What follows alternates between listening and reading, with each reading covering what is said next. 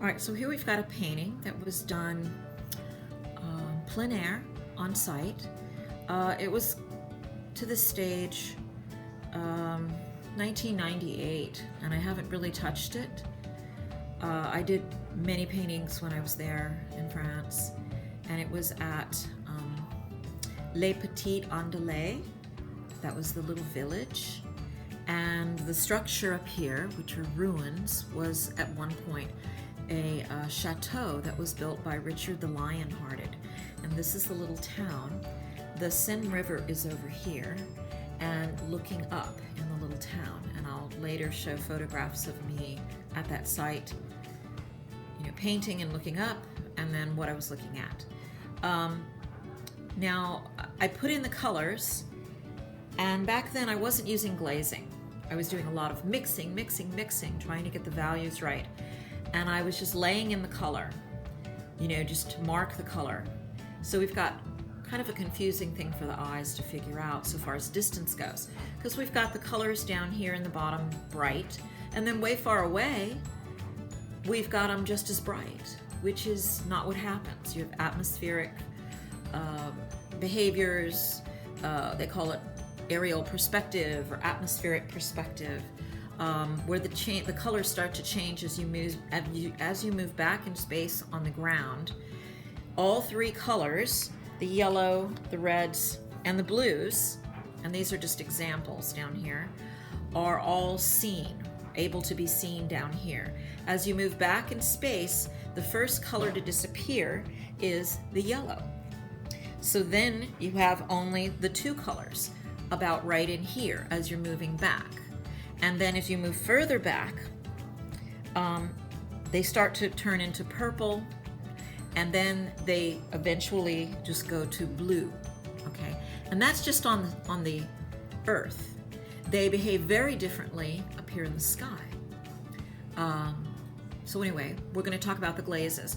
What I need to do, because I've got great value going on here, and you can paint like this and then come back with glazes, save yourself a lot of mixing time, and come back with glazes and keep the values, but this is gonna go back in space once I change this. So as things move back in space, they also get lighter, okay? So I'm gonna put the lightness into it. I'm gonna start with a glaze. I like to put my glazes, keep them clean and undisturbed in like a little paper-lined cup, usually with wax or plastic inside of it. They can be smaller, bigger, whatever. And then the medium, you can use water. Water is fine, but we're gonna use a regular medium, and we'll allow time for it to dry. We'll cut away at one point and stop and let it dry, and then it'll start to change. And then we'll come back and you'll see the change. But this, you can use a lot of different mediums. They have a dual purpose. This is a gloss medium, so it's gonna be glossy, and it's for general purpose and acrylic fluid. And if you look on the back, it says 100% medium for thin, fast-drying glazes, extended paint, collage, and image transfer, which is a totally different process, kind of a printmaking process. So it's acrylic. It's an acrylic medium. Okay, you wouldn't use it with oils, and so we're going to use it. We can use it alone, and it would just put a gloss on here, but we're going to add a tiny little bit of white. So first we're just going to put some here. That's not where we're going to mix it. That's just where we're storing it, and anything we don't use, we can put back in here. These are usually expensive. If you go to, and like this is a golden, it's called gloss medium. You can get it in all different kinds. You can get satin, you can get flat. I'm going to be using a palette knife. You can use a brush, and I'm using a very soft brush so that it's easily applied. And I'm just going to take, about a dime's worth. Oh, that looks more like a nickel. Okay, now it's white. When it dries, it'll dry clear and glossy.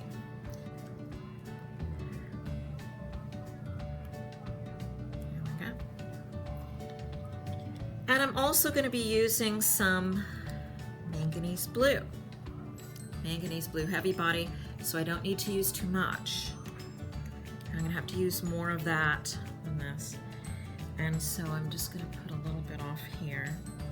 Because remember what I said, blue, and this would be, okay, this would be blue like the sky. Okay, so we've got these things. I'm trying to keep them on camera. All right, so I'm gonna take, first I'm gonna mix these. I'm gonna take a lot of white. I'm not gonna add this much into there, but I'm gonna be able to make the glaze, take a little ant's mouthful, tiny little amount, and I put it in here. It's very strong. Whoa, look how strong that is.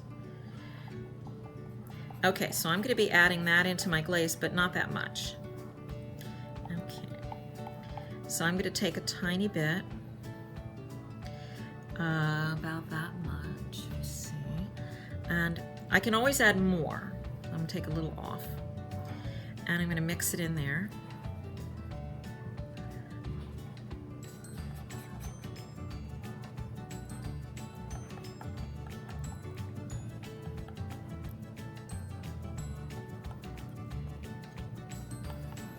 It's funny because the white glaze, even though it looks white when it dries, it's clear, and I keep this very clean.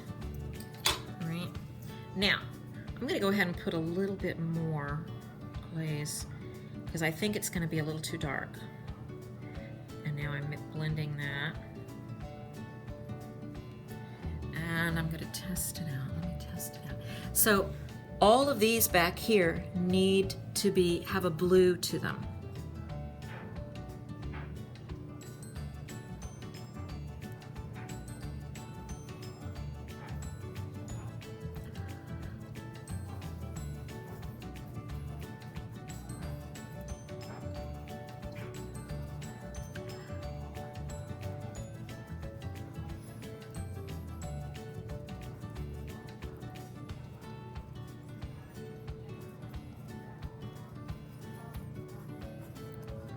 Because bright colors come forward, dull colors go back.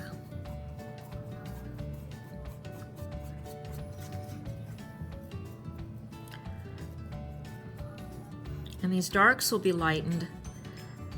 They'll still have, it's still going to have a great deal of value, but not too much.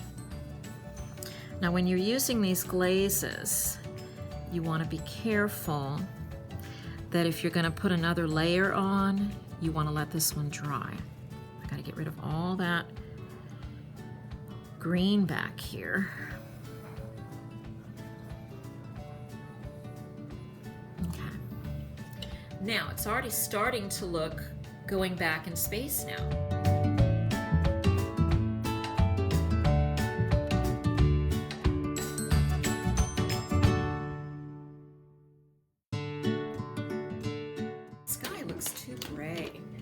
It was a gray day, but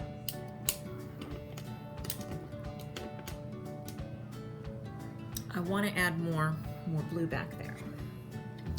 So I'm going to take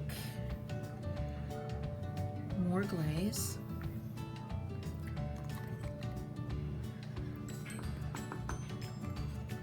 This is for the sky.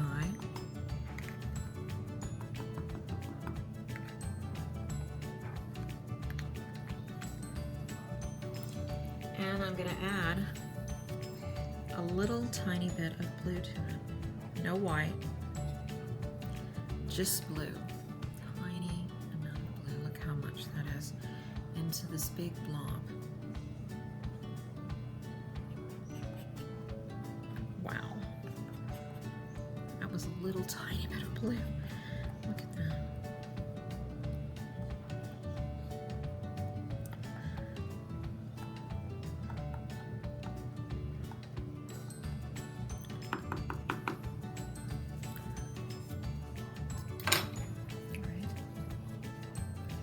Now, I'm going to take this blue and I'm going to put it up in the sky.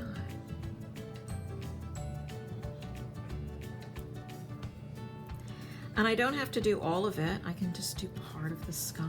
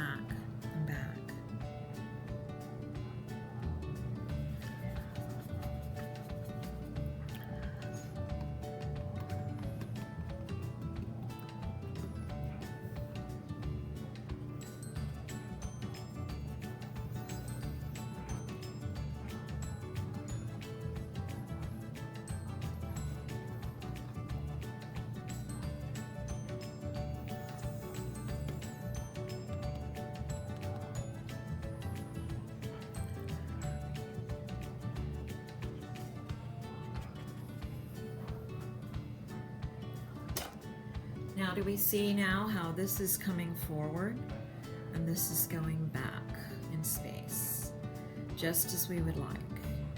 And these appear closer. If we wanted to break that up a little bit, we can just create a little bit so it doesn't look quite so flat.